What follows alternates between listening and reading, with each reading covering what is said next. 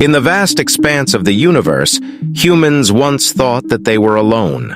They gazed up at the stars, wondering if there was anyone or anything else out there. But their searches always ended in disappointment. The idea of extraterrestrial life seemed like nothing more than a fanciful dream, a figment of the imagination.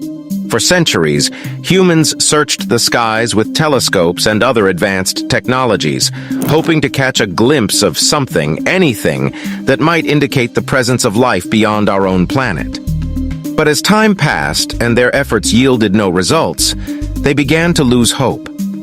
The idea of encountering alien life became little more than a science fiction trope, a popular theme in books and movies, but not something that anyone really believed could happen. And yet, despite their doubts and skepticism, the universe had other plans. After all those years of searching, it turned out that someone was out there, watching and waiting. And when they finally decided to reveal themselves, it was in a way that nobody could have expected. Could this be the case? Or are we truly alone in this vast universe?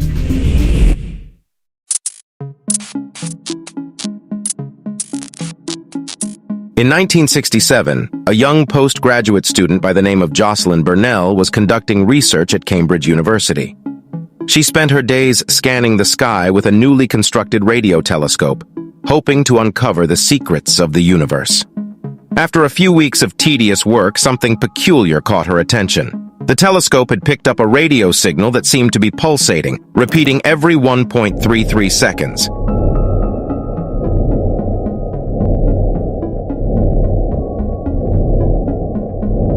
At first, Burnell and her team dismissed the signal as mere interference, believing it to be a natural occurrence. However, the strange and consistent nature of the pulses soon sparked their curiosity. As they delved deeper into their investigation, the researchers realized that the signal was coming from deep space, and its precise pulsations were unlike anything they had ever seen before. The question that immediately arose was whether the signal was the result of a naturally occurring phenomenon, or if it was a transmission from an intelligent civilization. The researchers dubbed the signal LGM-1, an acronym for Little Green Men, in a nod to the possibility that it might be coming from extraterrestrial beings. Burnell herself couldn't help but wonder if she had made the groundbreaking discovery of the first signs of life beyond Earth. However, as time passed and more research was conducted, it became apparent that the source of the mysterious pulsating signal was not from an intelligent civilization. Rather, the signal was coming from rapidly rotating neutron stars known as pulsars, which emit beams of radiation that can be picked up by radio telescopes on Earth. 10 years later, in the summer of 1977, and Jerry Amon was sitting at his desk, staring at the printouts from the Big Ear radio telescope, feeling a little bored. He'd been combing through the data for weeks and had found nothing out of the ordinary. But then something caught his eye. It was a string of letters within a long sequence of low numbers, like a secret code hidden in plain sight. The letters spelled out something strange, something that made his heart race and his mind spins. He couldn't believe what he was seeing. Was it possible? Could this be the moment humanity finally made contact with intelligent life from beyond our galaxy? With trembling hands, Jerry circled the letters in red ink and wrote, "Wow!" next to them, thus christening the most famous and tantalizing signal in the history of the search for extraterrestrial intelligence. For months, scientists pored over the data, trying to decipher the meaning of the signal. But despite their best efforts, they came up empty-handed. Some joked that it was just a message from space aliens, ordering a pizza or asking for directions to the nearest gas station. Others speculated that it was a cosmic prank, pulled by a bored extraterrestrial teenager. However, despite many attempts to follow up on the find, the so-called wow signal has never reappeared. With each false signal, such as recent UFO reports, Oumuamua, and other unexplained phenomena, one can't help but wonder if the universe is simply playing mind games with us, or could it be that we are simply not looking in the right places?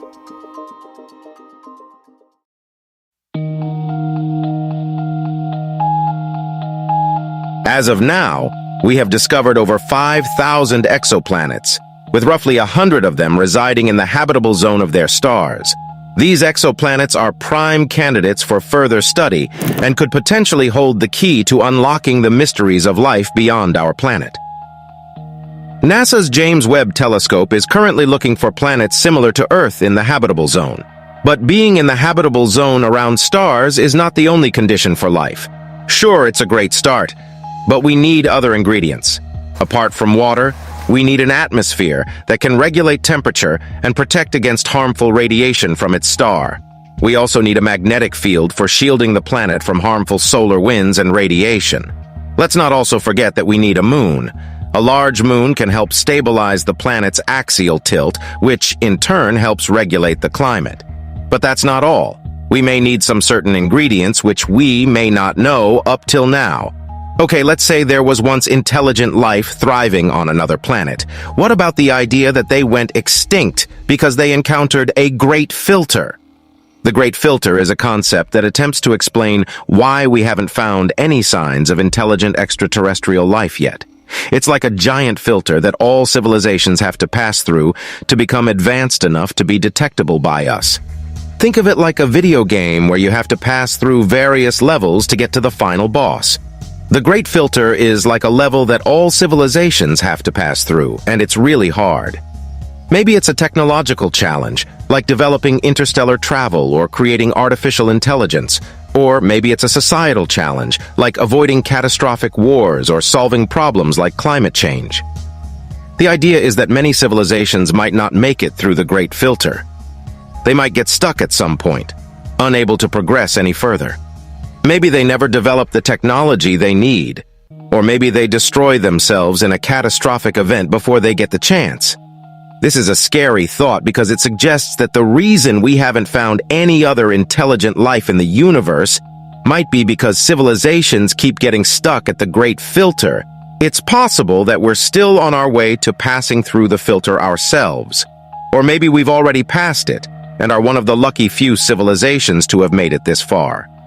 The scientists who subscribe to this theory point to the resilience of life on Earth.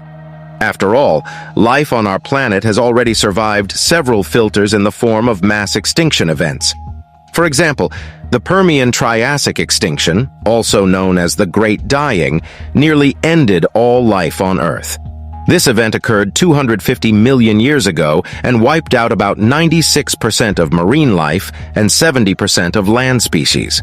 While the exact cause of the Great Dying is still unknown, some scientists believe that it was a combination of warming temperatures and decreasing oxygen. But these previous filters, or extinction events, were natural, arising from the evolution of our planet and solar system, including volcanic eruptions and asteroid impacts. Now, however, humanity may be facing a great filter of our own making. This could be a threat like climate change, nuclear war, or some other human-induced catastrophe that could prevent our civilization from advancing to the stage where we can communicate with extraterrestrial life. So the search for alien life is a bit like a cosmic game of hide and seek. We're looking for signs of other civilizations that have made it through the Great Filter, but we don't know how many have actually made it.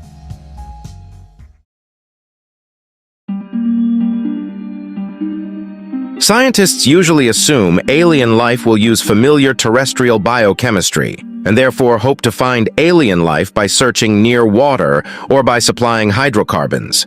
The assumption that alien life is likely to be based on carbon and water is implausible. For example, instead of relying on water as the solvent in which biological molecules operate, perhaps aliens might depend on ammonia or methane. And also, what if intelligent life isn't based on carbon, but rather based on silicon? Carbon and silicon are chemically very similar. Both of them can form bonds with up to 4 other atoms simultaneously. Moreover, silicon is one of the most common elements in the universe. For example, silicon makes up almost 30% of the mass of the Earth's crust and is roughly 150 times more abundant than carbon in the Earth's crust. Additionally, there are examples on Earth of organisms using silicon in biological structures, specifically in the form of algae known as diatoms.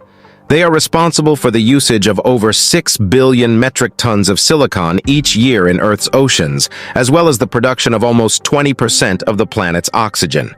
As a result, it is likely that silicon might exist as a stage of early life on other planets, converting their atmospheres into oxygen and getting them ready for more advanced life later on. Silicon-based life forms might thrive in environments that are too extreme for carbon-based life forms, such as high-temperature or high-pressure environments. For example, silicon is more thermally stable than carbon and can withstand higher temperatures, so a silicon-based organism might be able to survive in a hot volcanic environment where carbon-based life could not. Silicon-based life forms would have to use more energy to maintain their metabolic processes and are less able to quickly respond to changes in their environment. Despite the many uses silicon has for biology on Earth, the chances of it being the major building block for life here or elsewhere seem to be low. There are also scientists who believe that life could be based on non-carbon and non-silicon elements altogether, using elements such as sulfur or phosphorus in their biological processes. In these hypothetical scenarios, life would have very different chemical and physical properties compared to life on Earth, and would likely require completely different conditions to thrive. Maybe we haven't found alien life yet because their technology is so advanced that it's indistinguishable from nature. Maybe alien life exists in a form that we haven't even considered yet, like beings made of energy or living in an environment completely different from our own. Maybe intelligent life is out there, but it exists in a different dimension or parallel universe that we haven't discovered yet. Maybe intelligent life is waiting for us to reach a certain level of technological advancement before making contact. Maybe the universe is teeming with life, but we just haven't looked in the right places yet. Maybe intelligent life exists, but it's so far away from us that we'll never be able to make contact. Maybe intelligent life exists, but it's not interested in making contact with us. And maybe, just maybe, we are the only life form in the universe. The thought of being completely alone in the vast expanse of the universe is enough to give anyone a chill. It means that the responsibility of preserving and advancing life in the universe lies solely on our shoulders. Civilization and consciousness are like tiny candlelight in a vast darkness, and a very vulnerable candle that can easily get blown out. We should take great care with what may very well be this tiny candle in this vast darkness and make sure it does not go out.